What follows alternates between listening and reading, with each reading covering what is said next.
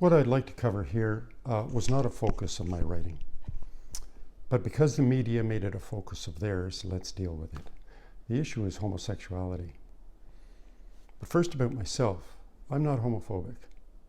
I believe that everyone, including those in the LGBTQ plus community, deserve a life of happiness, joy, and freedom, with or without a partner, and that they be welcomed into our families and our community without judgment. They are beautiful people who enrich our relationships and our society. So I'm not homophobic, nor is anything that I've written. From my first video, you will understand that I believe that rebreathing may be one of the environmental factors influencing outcomes or exceptionalities other than SIDS. So in a footnote on page 74, I wrote, another possible outcome of harmful rebreathing could be homosexuality.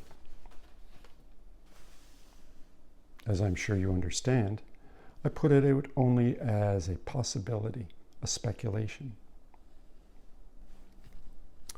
I did not believe at that time that it was a fact that rebreathing was the cause of homosexuality, only that it might be one possible influence. Even now, I don't consider that there is sufficient proof that it is, nor any proof that it isn't. It remains untested, unproven, and still only a theory or idea worth considering. So I have never, then or now, made a claim that it is a proven fact. Yet the title of the reports by the Toronto Star and spread across the Canadian press was that I made a baseless claim. I made no claim then or now, baseless or otherwise. I question the media's purpose. Was it to smear me and the Liberal Party? I believe that homosexuality is biological in origin. They are being who they are because that is who they are. Some may consider it the results of genetics, possibly, but is that a homophobic view? Not really. Others may believe it's the results of hormones or antibodies of the mother during pregnancy. Possibly, but that doesn't make it a homophobic view. Then why is believing that rebreathing might be a biological influence homophobic? It just isn't. Many, if not most, who are homophobic believe that homosexuality is just a choice, an immoral choice. I do not hold that view. However, the media portrayed my book as homophobic and that I was a homophobic bigot. Wrap your head around that. In my opinion, this was and is probably the most egregious case of defamation in recent history, nothing less than a character lynching by the Canadian press. I could leave it at that, but I want to respond to one other part of the reporting.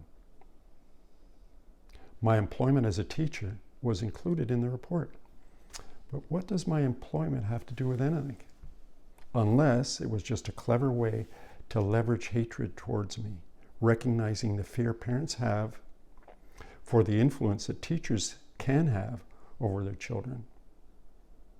Or to remind the readers there is a perceived connection between teachers' unions and the Liberal Party. The report could have included my self-employment as a driller for 22 years, but what purpose would that have served? There's one other thought I wish to share. As you know, it is illegal in Canada for any conversion therapy.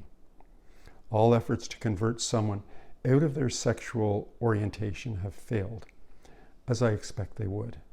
But knowing that, can we extend our knowledge and understanding that if no one can be converted out of it, then they can't be groomed or converted into it either?